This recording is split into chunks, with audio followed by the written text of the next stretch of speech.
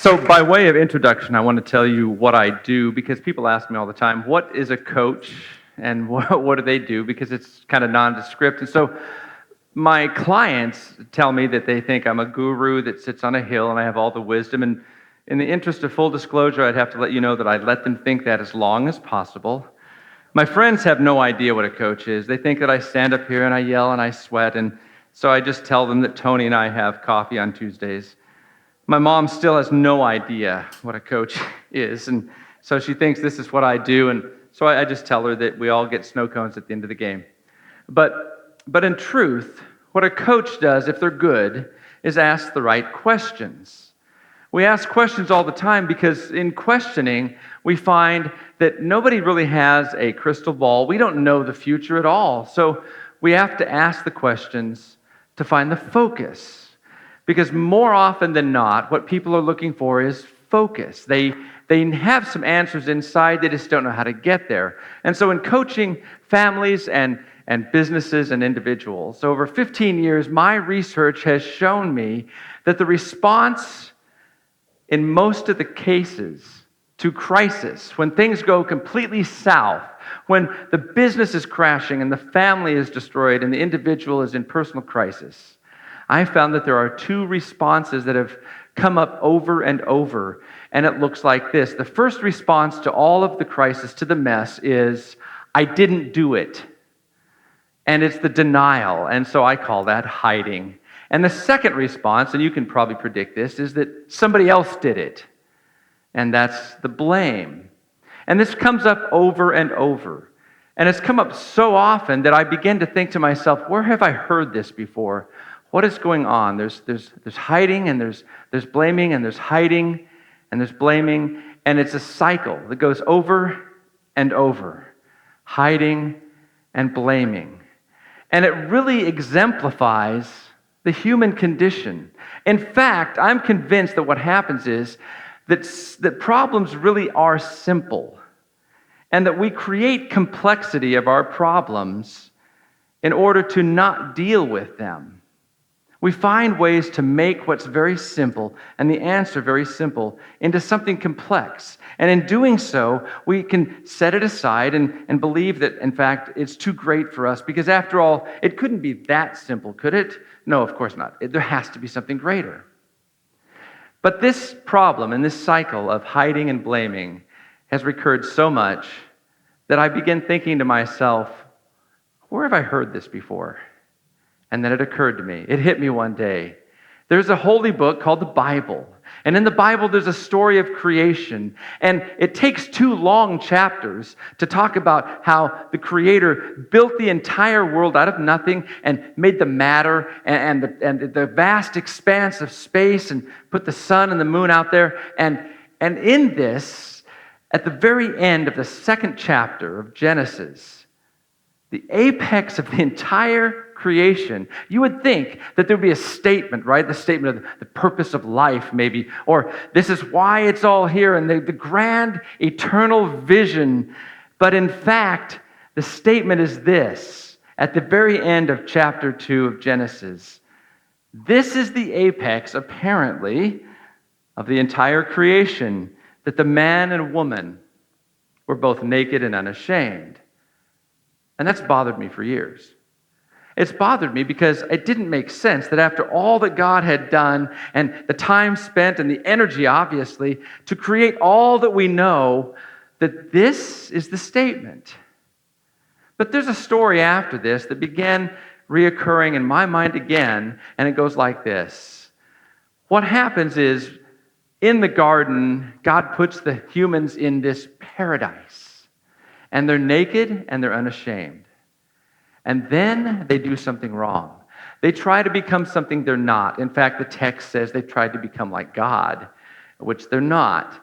And in doing so, they suddenly realized they were naked. And so the story goes, God is walking through the garden in one day, and Adam hides himself from God. And God asks the question that only God could ask.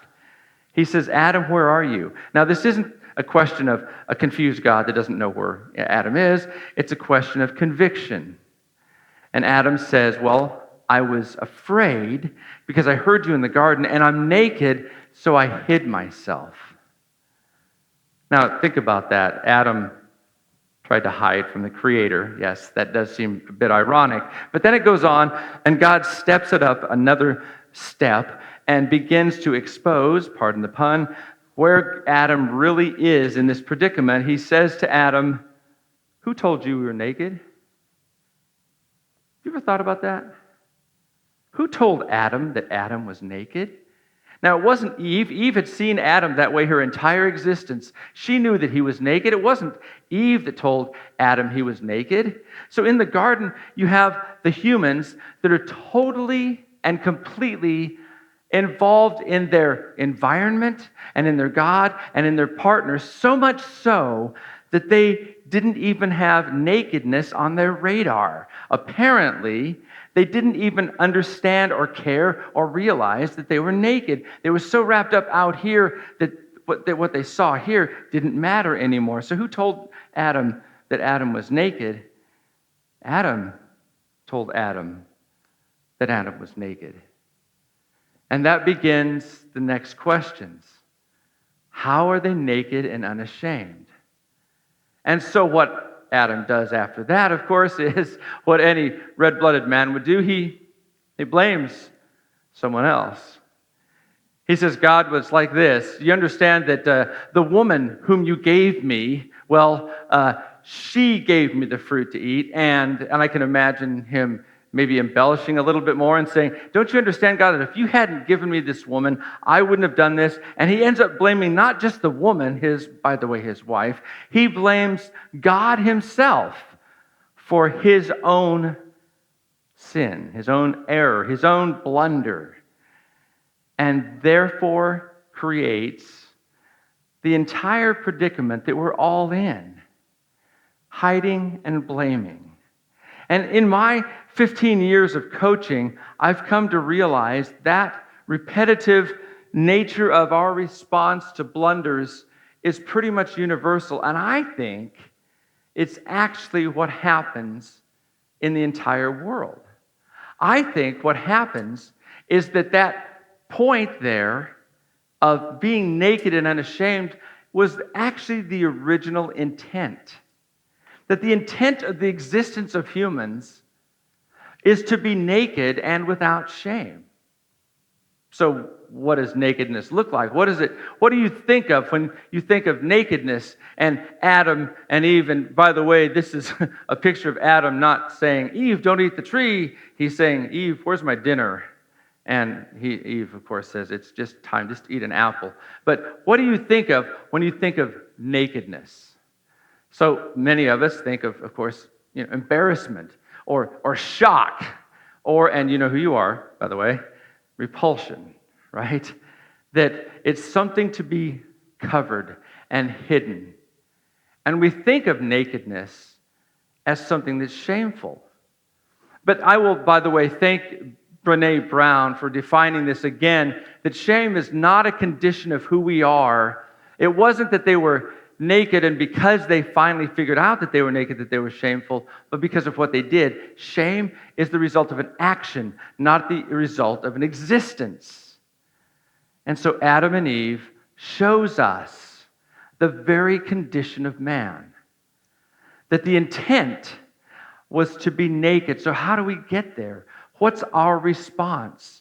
What does nakedness look like to us? Now, yes, of course, the physical nakedness of the garden, but what if the intent there is also emotional and psychological and spiritual and mental openness that just says, I am who I am, and it's okay.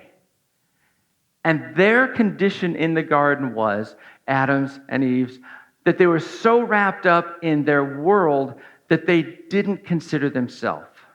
There's the answer. They show us the answer to their own problem, and they just didn't know how to get back to that.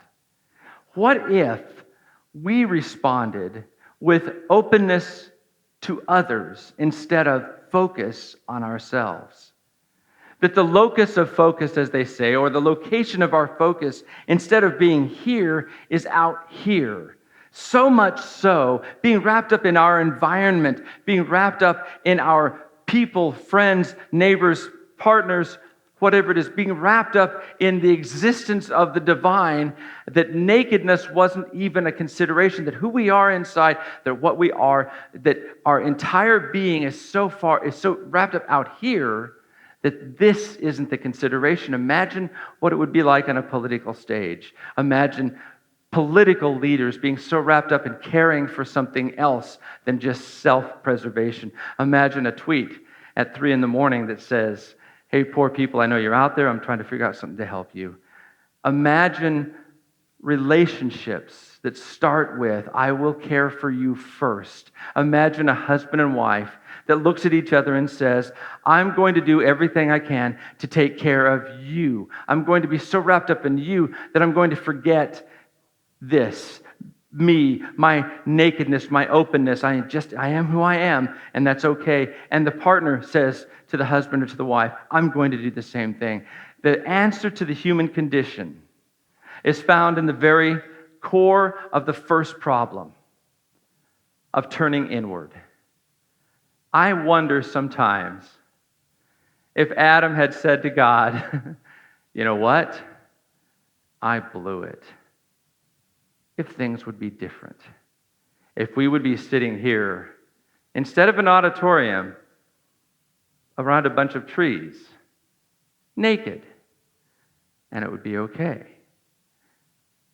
So, are you ready to get naked? Are you ready to turn outward instead of here? Thank you.